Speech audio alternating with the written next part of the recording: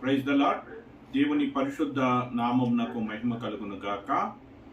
ఈ యొక్క wake up వాడ్ను online ద్వారా వీక్షించుచున్న ప్రభునందు ప్రియులైన మీ అందరికీ ప్రభు అయిన యేసుక్రీస్తు నామంలో నా హృదయపూర్వక వందనాలు తెలియచేస్తున్నాను. దేవుడు మనల్ని ప్రేమించి ఈ దినం కొరకు మనకి ఇచ్చినటువంటి క్యాలెండర్ వాక్యము వేకప్ వాడ్ని ఒకసారి ధ్యానం చేసుకుందాం. ఆదికాండము 18వ అధ్యాయము 14వ వచనం.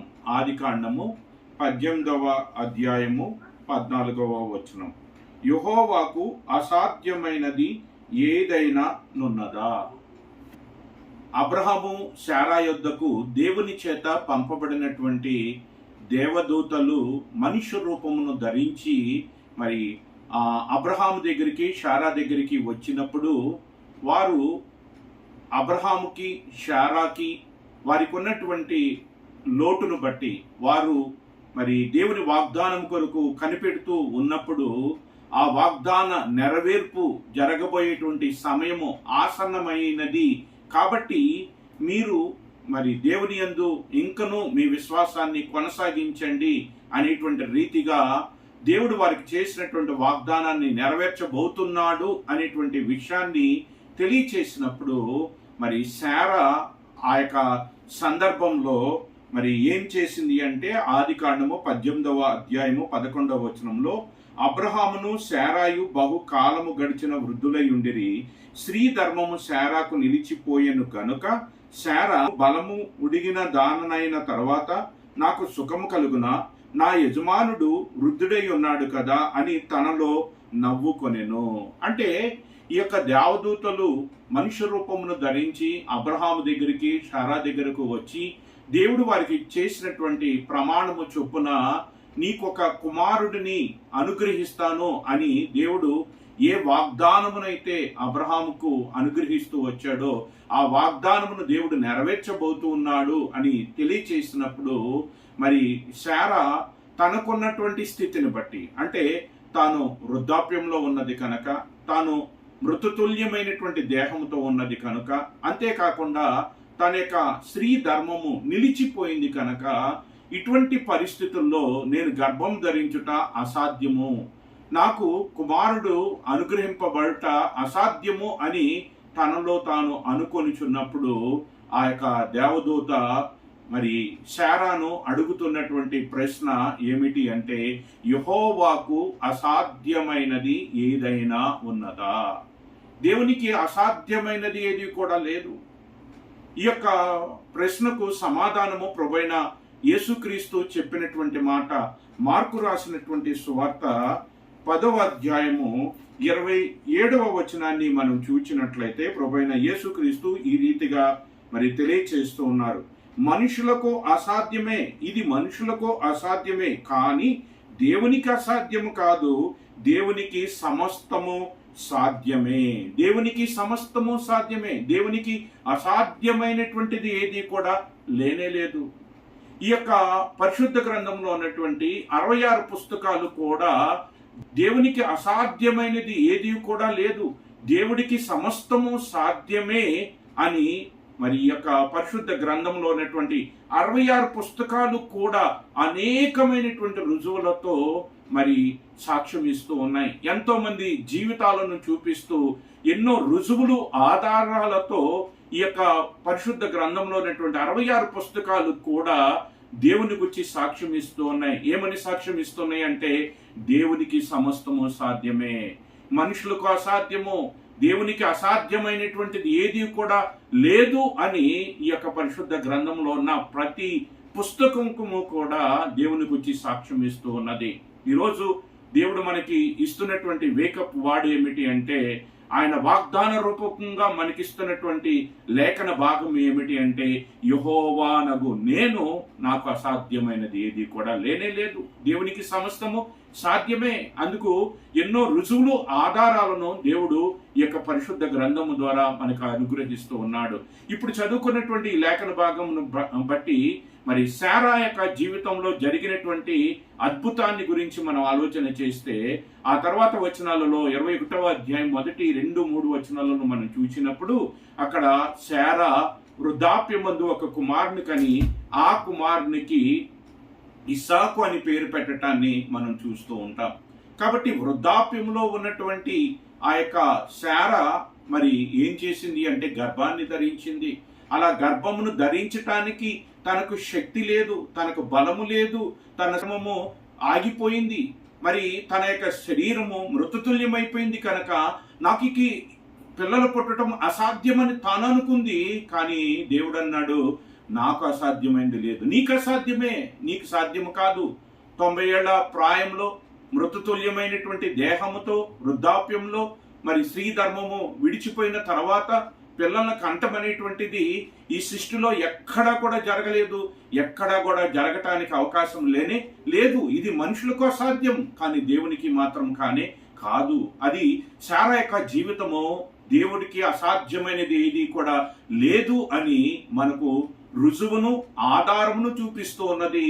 అంతేకాదు ఆ యొక్క దేవుడు అసాధ్యమైనటువంటి వాడు, దేవునికి సమస్తము సాధ్యమే అనేటువంటి విషయము శారా యొక్క జీవితము మనకు ఒక సాక్ష్యముగా కనబడుతూ ఉన్నది. అంత మాత్రమే కాదు, మరి నూతన నిబంధనలోనికి వచ్చినట్లయితే మరి 6వ నెలలో గబ్రియేలు దేవదూత దావీదు యొక్క వంశములో పుట్టినటువంటి యేసేపునకు ప్రదానము చేయబడినటువంటి మరియ అనేటువంటి కన్యక దగ్గరకు పంపబడటాన్ని లూకా రాసిన సువార్త 1వ అధ్యాయము 26వ వచనం నుంచి మనం చూడగలం. ఆ యొక్క గాబ్రియేలు దేవదూత మరియ యొద్దకు పంపబడిన తర్వాత మరియతో చెప్పినటువంటి మాట ఏమిటి అంటే, దయాప్రాప్తురాలా నీకు శుభము, నీవు గర్భమును ధరించి కుమారుని కనబోతూ ఉన్నావు.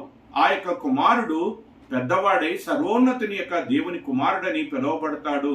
ఆయనకు దేవుడు తన తండ్రి అయిన దావీదు సింహాసనాన్ని ఇవ్వబోతాడు కనుక ఆయన యాకోబు వంశస్థులను యుగయుగములు ఏలుతాడు అని శుభవర్తమానాన్ని ఆ యొక్క గాబ్రియేలు దేవదూత మరియకు తెలియచేసినప్పుడు మరియ అన్నటువంటి మాట, ఇది నాకు ఎలాగూ సాధ్యం. నిజమే, ఒక కన్యకగా, ఒక వివాహము కానిటువంటి స్త్రీగా, పురుషుని ఎరుగనటువంటి స్త్రీగా ఉన్నటువంటి ఒక స్త్రీ, కన్యకగా ఉన్నటువంటి ఒక స్త్రీ తనంతట తానుగా కుమారుని బిడ్డను కనటం అనేటువంటిది అసాధ్యం.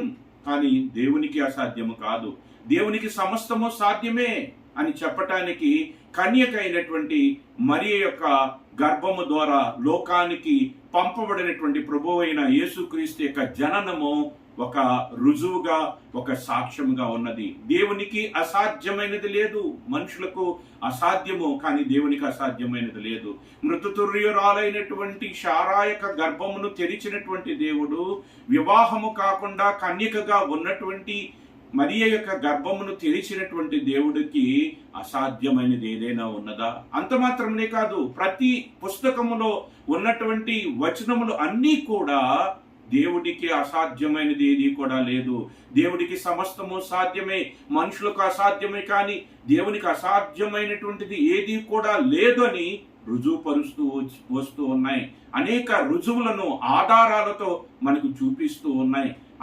మరి నూతన నిబంధనలోనే మరొక సంఘటనలో, మరొక సందర్భాన్ని గురించి మనం ఆలోచించినట్లయితే, ప్రభు ఎంతో ప్రేమించినటువంటి లాజరు చనిపోయాడు. చనిపోయినటువంటి లాజరు సమాధిలో పెట్టబడి 4 రోజులైంది. 4 రోజులైన తర్వాత ప్రభు అయిన యేసుక్రీస్తు ఆ యొక్క లాజరు ఉన్నటువంటి సమాధి దగ్గరకు వెళ్ళినప్పుడు, ఆ సమాధికి మరి ఎదురుగా పెద్ద రాయి దొర్లించబడి ఉన్నప్పుడు, ఆ రాయిని దొర్లించమని ప్రభు చెప్పినప్పుడు, మరి ఆ యొక్క లాజరు యొక్క సహోదరి చెప్పినటువంటి మాట, ప్రభువా ఇప్పటికి 4 దినములు అయ్యింది, ఒకవేళ ఇప్పుడు ఆ రాయి దొర్లించినట్లయితే ఆ సమాధిలో ఉన్నటువంటి నా తమ్ముడైనటువంటి లాజరు చనిపోయాడు, మురిగిపోయాడు, దేహము కుళ్ళిపోయింది, కాబట్టి వాసన భయంకరంగా వస్తుంది, ఆ వాసన మనం భరించలేము అని చెప్పినప్పుడు ప్రభువైన యేసుక్రీస్తు, నీవు నమ్మిక ఉంచినట్లయితే దేవుని గొప్ప కార్యాలు నీవు చూస్తావు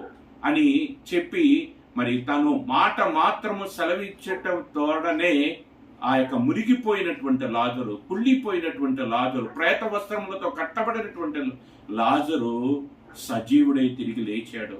మనుషులకు ఇది అసాధ్యం, చనిపోయినటువంటి ఒక వ్యక్తిని బ్రతికించటమే అసాధ్యము, పైగా దేహము మురిగిపోయి కుళ్ళిపోయి వాసన కొట్టేటువంటి పరిస్థితుల్లో ఉన్నటువంటి ఆ దేహములో నుండి జీవాన్ని, ఆ దేహాన్ని మరలా సజీవంగా మార్చటం అది మనుషులకు అసాధ్యం. పోయిన ప్రాణాన్ని తిరిగి ఆ దేహంలోనికి తీసుకురావటం, ఆ పాడైపోయినటువంటి దేహము, కుళ్ళిపోయినటువంటి దేహం, వాసన కొట్టేటువంటి దేహాన్ని మళ్ళీ మంచి దేహముగా మార్చటము మనుషులకు అసాధ్యం. కానీ దేవునికి ఇది సాధ్యమే. దేవునికి అసాధ్యమైనది ఏదీ లేదు. ఇంకా ఈ రీతిగా మాట్లాడుకుంటూ వెళితే ఎన్నో విషయాలు, ఒకటి కాదు, రెండు కాదు, వేల కొలది, లక్షల కొలది విషయాలు ఈ పరిశుద్ధ గ్రంథంలో దేవునికి అసాధ్యమైనది ఏది కూడా లేదు అని రుజువుపరుస్తూ ఉన్నాయి, ఆధారాలతో మనకు సాక్ష్యం ఇస్తూ ఉన్నాయి. కాబట్టి ఈ దినము ఎంతమంది అయితే ఆన్లైన్ ద్వారా ఈ యొక్క వేకప్ వాడిని వీక్షిస్తున్నారో ప్రియులారా, ఒక్కసారి ఆలోచించండి. ఈరోజు నీకున్న సమస్య ఏదో, నీకున్నటువంటి ఇబ్బంది ఏదో, అది నీకు అసాధ్యం, కానీ దేవునికి కాదు. దేవునికి సమస్తము సాధ్యమే.